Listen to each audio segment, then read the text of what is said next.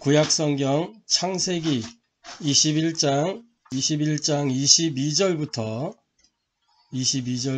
보시겠습니다. 구약성경 창세기 21장 22절부터 34절까지 말씀입니다. 22절부터 34절까지 말씀. 창세기 21장 22절부터 34절까지 말씀 교독식으로 읽겠습니다.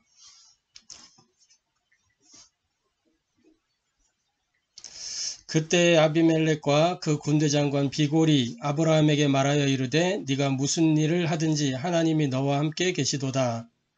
그런즉 너는 나와 내 아들과 내 손자에게 거짓되이 행하지 아니하기를 이제 여기서 하나님을 가리켜 내게 맹세하라. 내가 내게 후대한 대로 너도 나와 내가 머무는 이 땅에 행할 것이니라. 아브라함이 이르되 내가 맹세하리라 하고 아비멜렉의 종들이 아브라함의 우물을 빼앗은 일에 관하여 아브라함이 아비멜렉을 책망하네. 아비멜렉이 이르되 누가 그리하였는지 내가 알지 못하노라. 너도 내게 알리지 아니하였고 나도 듣지 못하였더니 오늘에야 들었노라.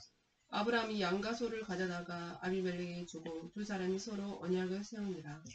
아브라함이 7 암양 새끼를 따로 놓으니 아비멜렉이 아브라함에게 이르되 이 7 암양 새끼를 따로 놓음은 어찌미냐.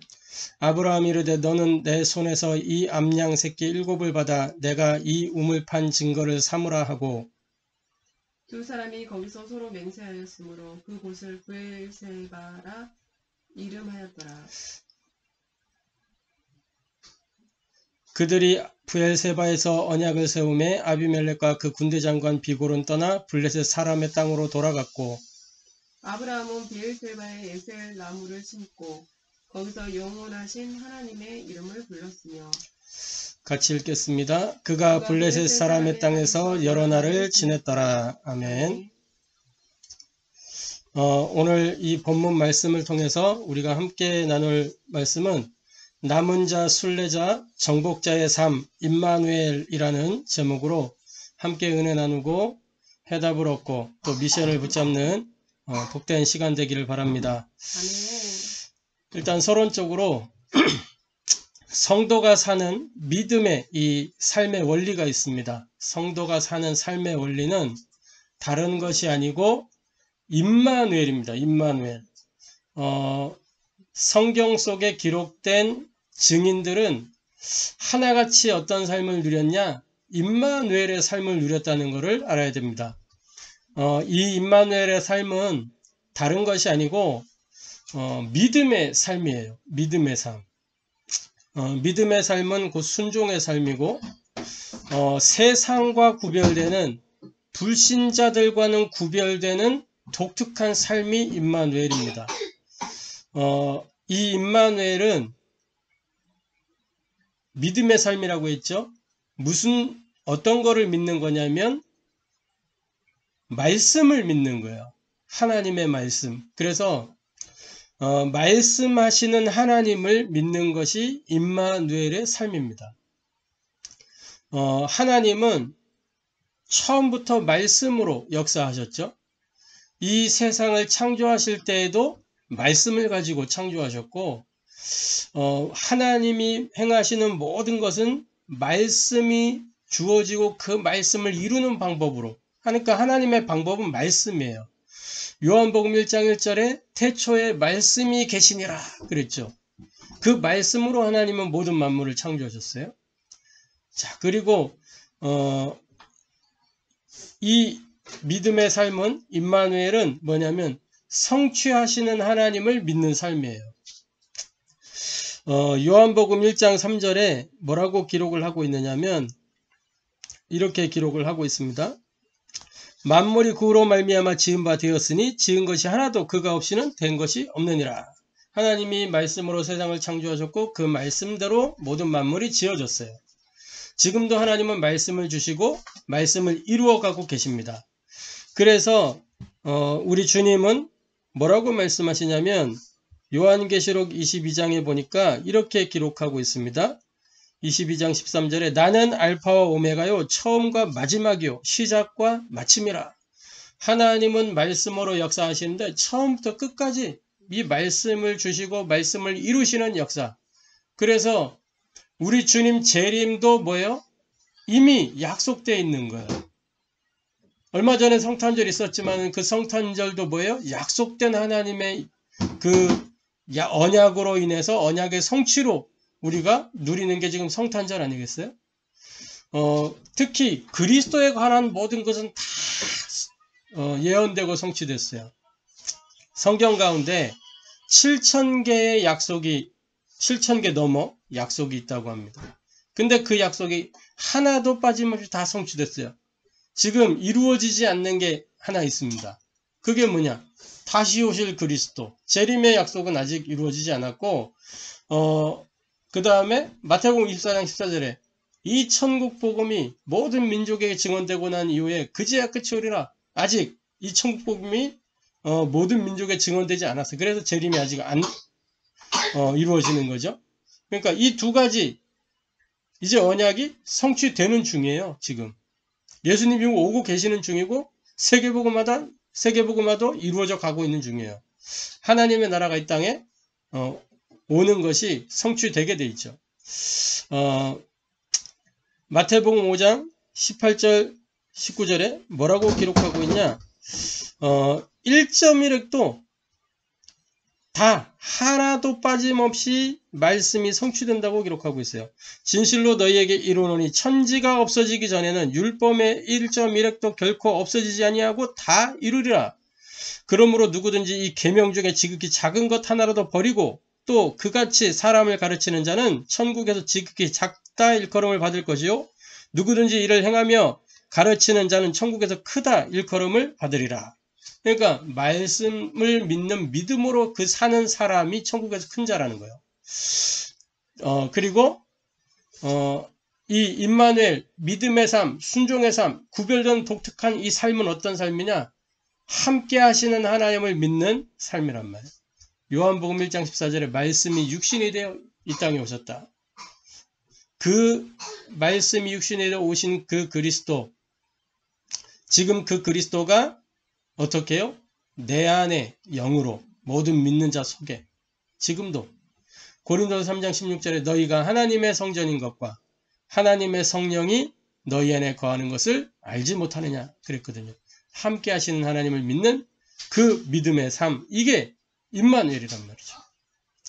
그래서 본론적으로 우리가 하나님이 함께하는 인생이 되면 모든 문제는 끝입니다. 창세기 39장 1절부터 6절에 요셉의 이야기가 나오죠. 요셉이 뭐 했어요?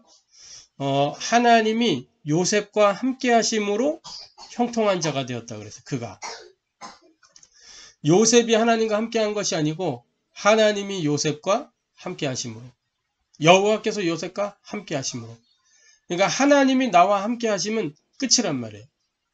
여호수아서 1장 1절부터 9절에 뭐라고 기록하고 있죠? 모세와 함께 했던 것 같이 내가 너와 함께 할 것이다.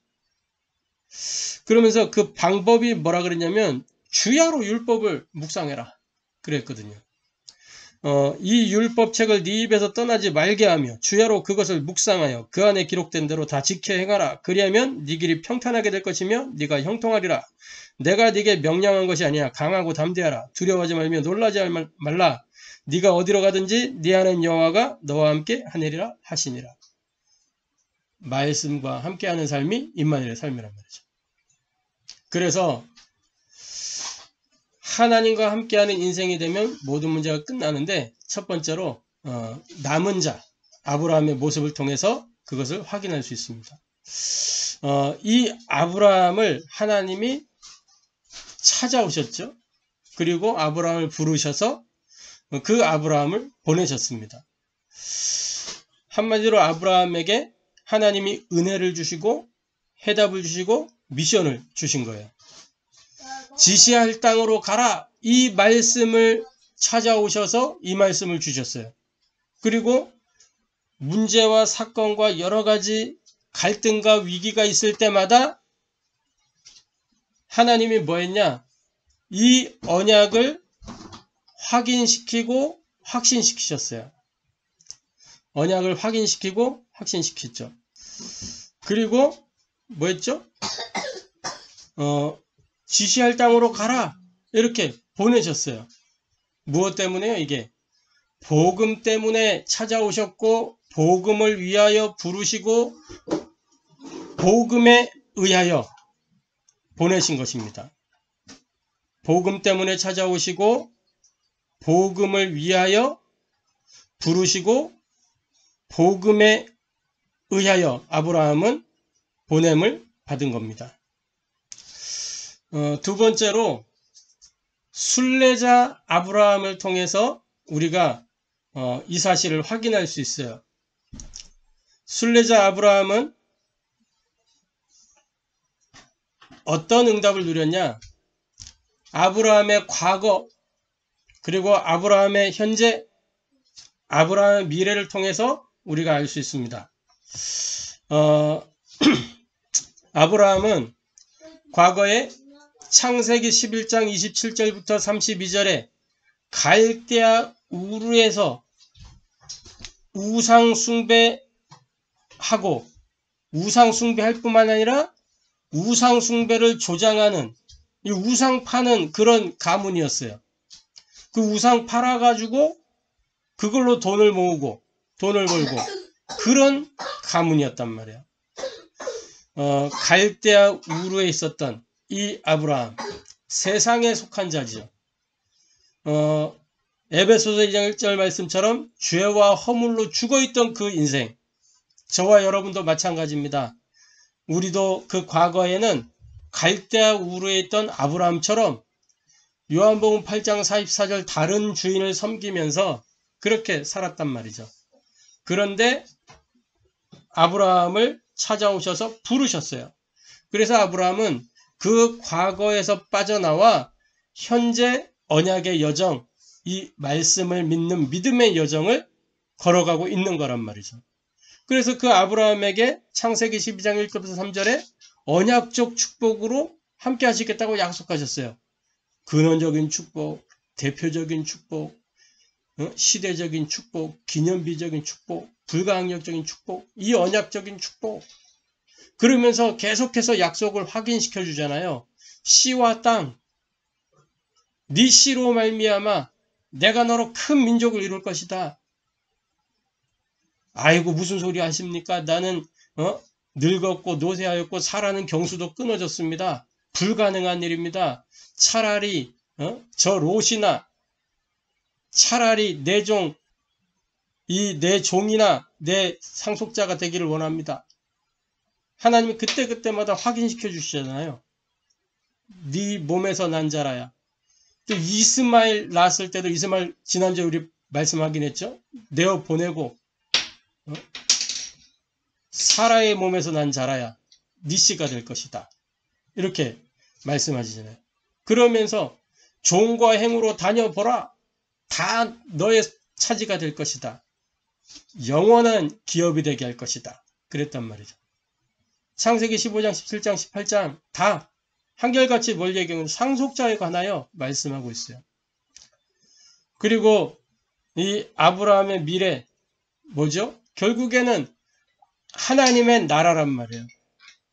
일단은 가나안 땅을 들어가게 됩니다. 그리고 대를 이어서 가나안 땅을 계속해서 차지하게 됩니다. 가나안 땅 잃어버릴 줄 알았는데 결국은 이 1948년 다시 이스라엘 영토가 돼요. 지금도 이스라엘 그 땅에 살고 있잖아요. 그러면서 믿음의 조상이 되어서 뭐죠? 눈에 보이지 않는 하나님의 나라, 그 후대들 이렇게 쫙 있는 겁니다. 누가복음 16장 19절부터 31절에 보면은 이 부자와 거지 나사로의 이야기가 나오죠. 근데 이 거지 나사로가 간 곳이 어디예요? 이 낙원에 올라갔어요. 낙원에. 근데 낙원에 뭐요? 아브라함 품에 탁 안겨 있는 거예요.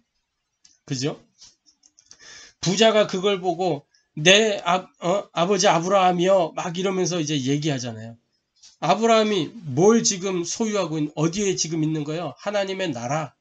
이게 아브라함의 이 순례의 여정입니다. 과거, 현재, 미래. 저와 여러분이 걸어갈 순례의 길이 뭐냐? 이 길을 걸어가고 있는 거예요. 우리가 이미 과거를 정리하고 현재 언약의 여정 속에 우리의 미래는 어디예요? 세계복음화의 응답을 누리면서 뭐예요? 종국에는 하나님의 나라를 우리가 유업으로 받게 되는 거죠. 자, 그래서 세 번째로는 정복자 아브라함을 통해서 이 임마누엘의 비밀을 확인할 수 있습니다. 창세기 12장 10절에서 20절 사이에 보면 아브라함이 갈대아를 떠나서 이제 지시할 땅으로 가요. 들어갔는데 기근이 들단 말이에요. 그래서 기근을 피해서 이제 애굽으로 내려가게 되죠. 그때 이제 불미스러운 일이 생겼어요. 아브라함도 불신앙에 빠지고 하는데 그럼에도 불구하고 어떻게 되죠? 결국은 하나님이 애굽 왕 바로에게 간섭하셔서 바로 왕이 굴복하게 되잖아요. 아브라함에게. 그럼 소와 양과 나귀를 다 주고 하인들까지 다 주면서 제발 좀 나가라고. 우리 이러다 죽는다고. 그럼 제발 나가라 하면서 다 줘서 보내잖아요. 수치는 당했지만 그것이 수치가 되지 않도록 하나님이 만들어 버리시고 했단 말이죠. 창세기 14장 1절부터 16절에 엘람 왕 그돌레오멜과 이 따르는 왕들을 그 땅들을 다 정복했어요. 그 롯을 납치해 갔단 말이에요. 그 소식을 이제 아브라함이 듣게 되면서 가병 318명 이끌고 닦았는데 사실은 318명 가병 그게 상대가 안 되는 거 지금 4개국이 연합해가지고 있는 지금 전쟁터인데 그런데 그 전쟁터에서 완승을 해버린 완승을 주변 나라들이 다 들었어 다 그 소식을. 그리고 뒤에 이제 아비멜렉 이야기가 나오는 거예요. 창세기 20장 1절부터 18절에 그랄 왕 아비멜렉이 이제 아브라함이 처음에 그 애굽의 바로 왕한테 했었던 거하고 같은 이제 실수를 하게 되는 거죠. 또 누이라고 해가지고 아비멜렉이 이렇게 사라를 데려갔는데 하나님이 역사하셔서 또 아비멜렉 역시 마찬가지 이렇게 다 회복시켜주고 그때는 애굽 왕 바로는 쫓아냈잖아요. 제발 좀 나가라 여기서. 그런데 이 아비멜렉은 뭐였냐면 어디든지 원하는 대로 가서 살아라. 다 줄 테니까. 그래가지고 그 땅을 차지했어요. 차지해가지고 살고 그랬단 말이에요. 그러고 이제 시간이 좀 지났어요. 창세기 21장 22절부터 34절 오늘 읽었던 본문이죠. 이 그랄 아비멜렉과 아브라함이 평화협정을 맺는 거예요. 지금 평화협정. 근데 상황이 되게 웃긴 상황이에요. 말씀을 보면. 자, 뭐라고 돼 있냐면 이렇게 돼 있잖아요. 그때에 아비멜렉과 그 군대 장관 비골이 아브라함에게 말하여 이르되 네가 무슨 일을 하든지 하나님이 너와 함께 계시도다. 이 말은 그 아브라함을 쭉 지켜봤던 거예요. 왜냐하면 자기 지금 그랄 땅에서 아브라함이 살고 있잖아요. 그랄 땅에서 아브라함이 살고 있어요. 자, 이 아비멜렉의 입장에서 어떤 마음이 들겠어요? 이 땅에서 살아라. 네가 원하는 데서 살아라. 이렇게 했을 때에는 어떤 마음이 들겠어요? 나한테 어떤 일이 일어날지 모르는 지금 상황이란 말이에요. 저 아브라함으로 인해서. 그러니까 아브라함이 굉장히 뭔가 대단한 인물이면 틀림없는데 하나님이 함께 하시는 그 사람이 틀림없기 때문에 무슨 일이 일어나는지 봐야 되는 거예요. 그래서 한 3년 정도를 쭉 관찰한 거죠. 그 사건 이후로 한 3년 정도 시간이 지나면서 쭉 관찰한 거예요. 그러니까 아브라함에게 일어났던 일, 이스마엘 태어난 것도 보고 이스마엘 내어 쫓는 것도 보고 또 이삭을 낳게 되는 것도 보고 다 봤다면 그게 다 무엇으로 일어나는가? 하나님이 하시는 일로 말미암아 되어지는 것들, 그런 것들을 아비멜렉이 보게 된 거예요. 그러면서 오늘 고백하는 거잖아요. 아브라함에게 말하여 이르되 네가 무슨 일을 하든지 하나님이 너와 함께 계시도다. 하나님이 너와 함께 계시도다. 무슨 일? 이 말은 원어로 보면 네가 하는 모든 일에 하나님이 함께 계신다. 하나님이 네가 하는 모든 일을 이루고 계시는구나. 이 고백이란 말이에요. 그런즉 이제 네가 하나님이 함께 하시는 사람이 맞기 때문에 너는 나와 내 아들과 내 손자에게 거짓되이 행하지 아니하기를 이제 여기서 하나님을 가리켜 내게 맹세하라. 내가 네게 후대한 대로 너도 나와 네가 머무는 이 땅에 행하여야 할 것이니라. 그러니까 뭐냐면 내가 너를 이렇게 이 땅에서 살도록 관대하게 내가 베풀지 않았냐. 너도 나에게 은혜를 좀 베풀라. 이렇게 지금 요청하는 거예요. 지금 보면은 군대 장관 비골하고 아비멜렉이 아브라함을 찾아온 거예요. 군대 장관을 데리고 왕이 일개 부족 족장한테 와가지고 우리 화친 맺자. 지금 이렇게 얘기하는 거예요. 쉽게 얘기하면 미국 대통령이 우리나라보다 미국이 더 국방력도 세고 강대국이잖아요. 훨씬 강대국이죠. 그러니까 미국 대통령이 우리나라 대통령 찾아와가지고 우리 화친 맺자. 너희 제발 우리나라 쳐들어오지 말아달라. 이렇게 지금 얘기하는 거예요. 그런 비유란 말이에요. 지금 우리나라 대통령이 어디 원주민한테 가가지고 원주민 족장한테 가서 제발 우리 대한민국 쳐들어오지 마세요. 지금 이런 상황이에요. 그 말이 안 되는 상황이에요. 지금 말이 안 되는 상황. 왕이 군대 장관 데리고 와가지고 평화협정 맺읍시다. 우리 지금. 그래가지고 지금 얘기를 하는 거란 말이에요. 나와 내 아들과 내 손자, 그러니까 3대에 이르기까지 계속 이 계약을 맺자. 그러니까 변하지 않는 계약을 맺자는 거예요. 지금. 아비멜렉이 왜 그랬냐면 이미 그 하나님의 역사를 봤잖아요. 봤기 때문에 그렇게 한 거란 말이죠. 그러면서 나와 내 아들과 내 손자에게 하나님을 두려워하는 이 아비멜렉의 그런 마음을 느낄 수가 있죠. 그러면서 이제 맹세하라. 빨리 우리가 조약을 맺자. 이렇게 하는 거예요. 그래서 이제 양을 잡고 해가지고 조약을 맺게 되는 거죠. 보면은 아브라함이 24절에 내가 맹세하리라 하고 이렇게 얘기하잖아요. 지금 아비멜렉은 그때까지 있었던 일들을 다 낱낱이 이렇게도 해주고 이렇게도 해주고 이렇게 좀 해주라 이렇게 얘기하는데 아브라함 그럼 알았어 내가 해줄게 이렇게 한 거란 말이에요. 그러면서 한마디 합니다. 아비멜렉의 종들이 아브라함의 우물을 빼앗은 일에 관하여 아브라함이 아비멜렉을 책망하매 아비멜렉이 당황해가지고 아비멜렉이 이르되 누가 그리하였는지 내가 알지 못하노라. 너도 내게 알리지 아니하였고 나도 듣지 못하였더니 오늘에야 들었노라. 이러면서 얘기하는 거예요. 뭐 아브라함이 무엇을 하는지 다 관찰했는데 그거 몰랐겠어요? 아비멜렉이? 다 알고 듣고 했는데 이제 자기가 깜빡하면 또 이제 하나님의 보복을 당할 수도 있기 때문에 거짓말을 하는 거죠. 난 몰랐다. 그러면서 이제 화친을 맺자 그러는 거예요. 그래서 아브라함이 양과 소를 가져다가 아비멜렉에 주고 두 사람이 서로 언약을 세우는 겁니다. 옛날에 이제 계약은 짐승을 쪼개가지고 그 두 쪼개진 사이로 이렇게 지나가면서 누구든지 어기면 이 짐승들처럼 되는 것이다 라고 이렇게 생명 걸 약속을 하는 거예요. 이거는 그때 당시에 고대 이 근동 지역에서는 있었던 계약 방식이에요.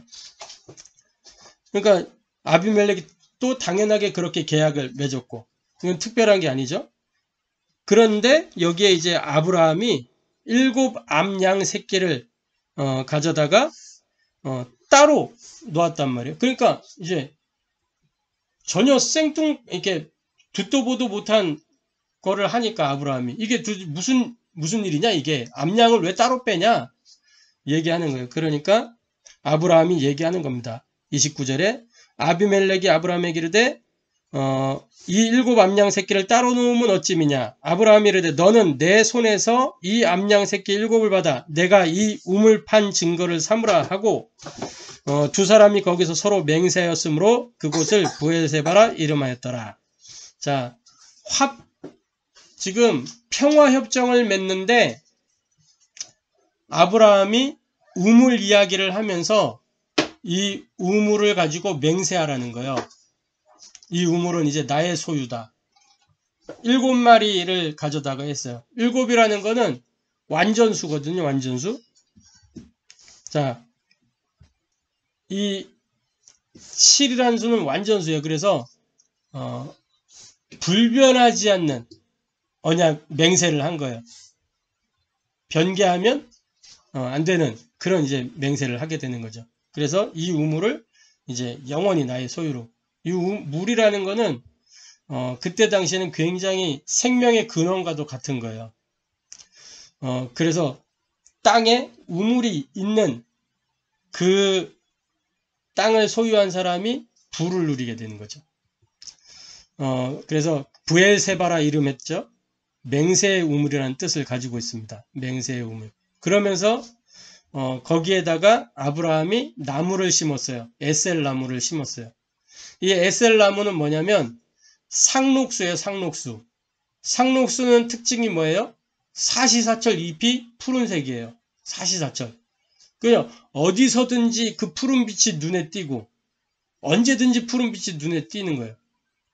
그리고 나무를 심었다는 거는 뭐냐면 거기를 뭐예요?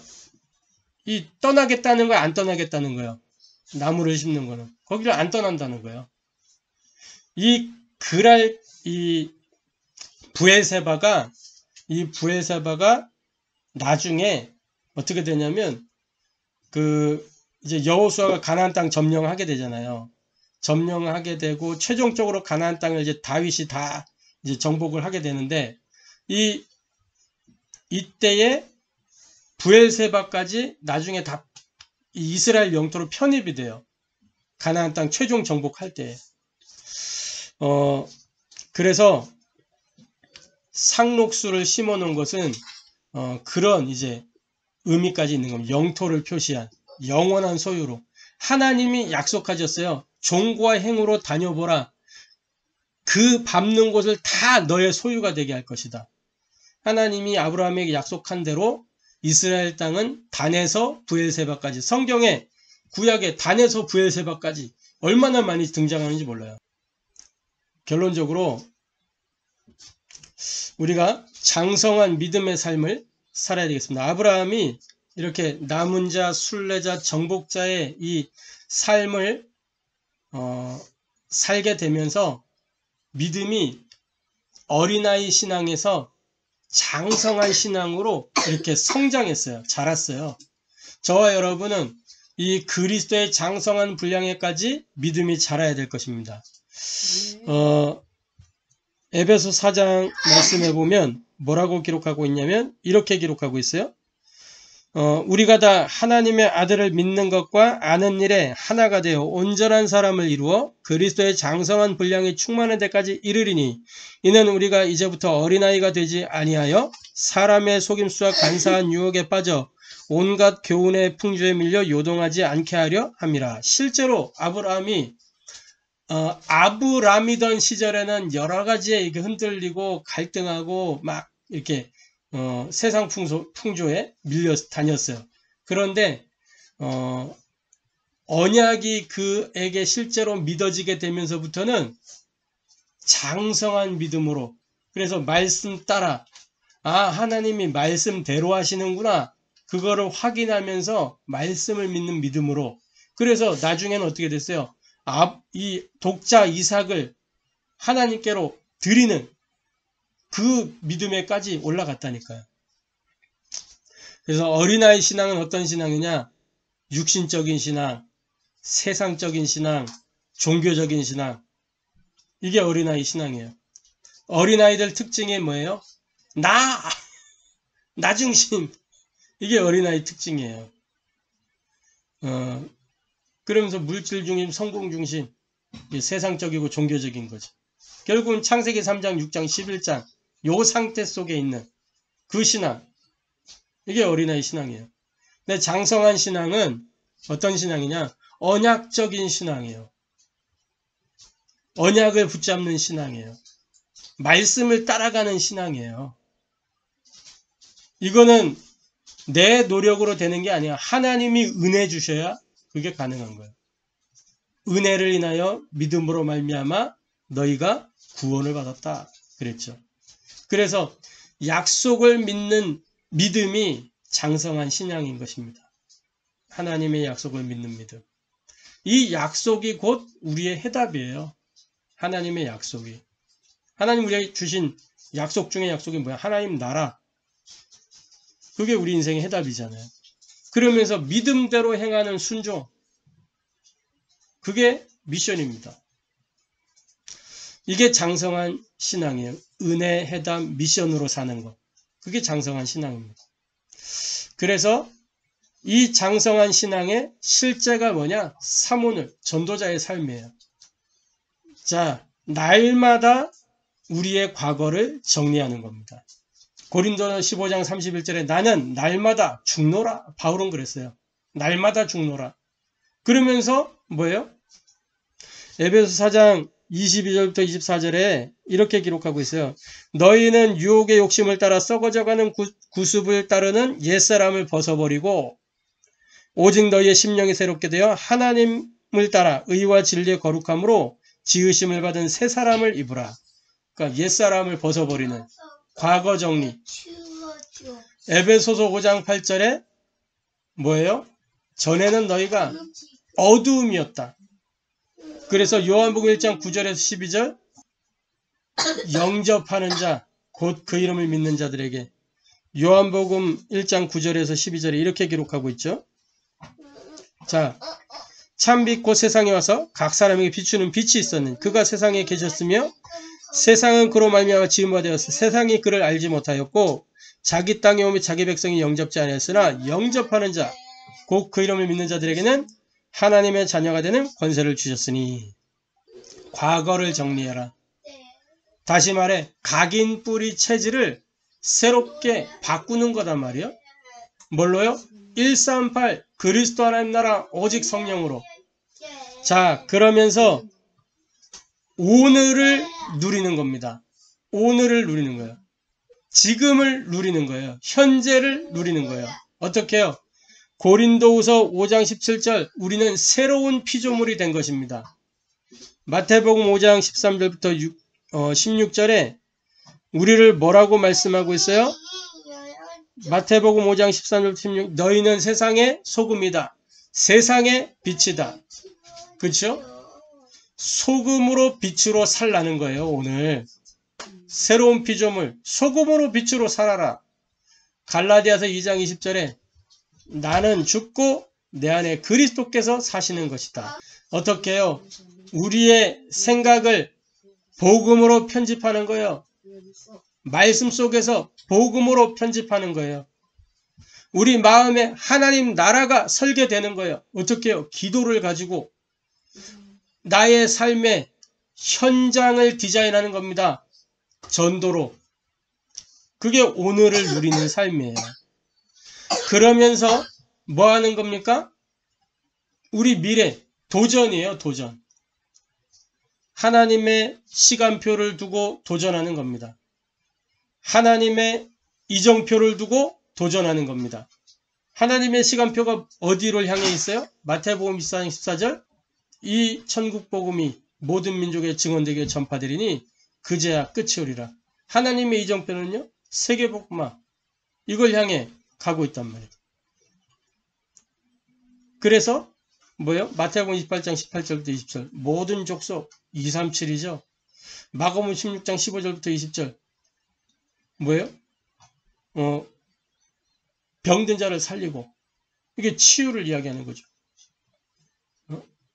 그러면서 요한복음 1장 15절 18절 내 양을 먹이라, 어린 양을 먹이라, 후대를 서밋으로 세우라는 거죠. 이거를 위해서 뭐 하는 거냐? 우리는 기다려야 돼요. 하나님이 나와 함께 임마누엘, 위드 임마누엘 원네스의 역사가 내게 시작될 때까지 기다리는 거예요. 도전하기 전에 나의 영적 상태가 서밋으로 세워지는, 그리고 누리는 겁니다. 오직 유일성 재창조. 영적 서밋이 되어지면 이 응답이 따라오는 거예요. 내가 복음으로 오직이 되면 하나님이 내 삶 속에 역사하셔서 유일성의 응답이 나타나고 현장의 재창조의 역사가 일어나는 거예요. 그걸 보고 기능 서밋이라고 합니다. 기능 서밋은 내가 막 열심히 뭘 해가지고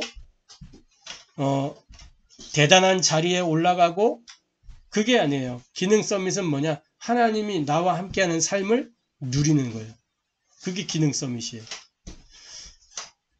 요셉이 총리가 됐기 때문에 세계복음만 했던 게 아닙니다. 다윗이 왕이 돼가지고 세계복음만 된 게 아니에요. 요셉이 하나님의 언약을 받는 그때부터 세계복음화가 요셉의 여정 속에 들어있었던 거예요. 그리고 도전하는 거죠. 이 누림 속에서 진짜 내가 하나님이 함께하는 이 임마누엘의 비밀, 기도의 비밀을 가지고 있다면 나의 5기초, 내 삶이죠. 일단 내 생각과 마음의 변화가 일어나요. 그러면서 내가 만나는 만남이 달라져요.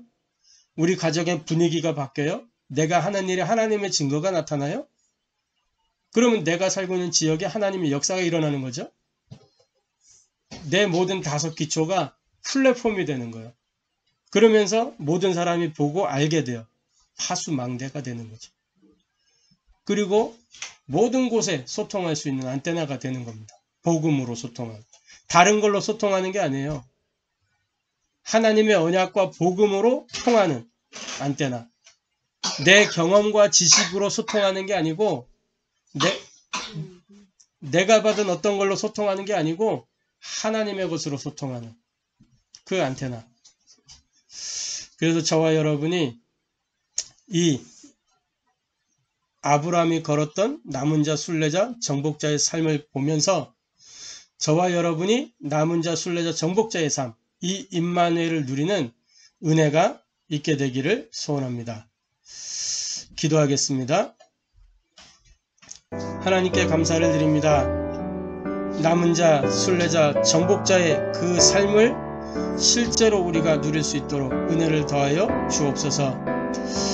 우리의 모든 과거를 정리하고 오늘 현재 하나님의 언약으로 하나님과 동행하는 임마누엘의 비밀을 누리며 우리의 미래가 하나님의 역사와 하나님의 시간표와 이정표 속에 성취되는 그것을 붙잡고 도전할 수 있도록 성령으로 역사하여 주옵소서. 남은 자, 순례자, 정복자의 길을 걸어갔던 아브라함의 여정을 통해 우리의 여정을 미리 봅니다. 하나님, 이 여정을 우리가 온전히 누릴 수 있도록 역사하여 주옵소서. 살아계신 주 예수 그리스도의 이름으로 기도하옵나이다.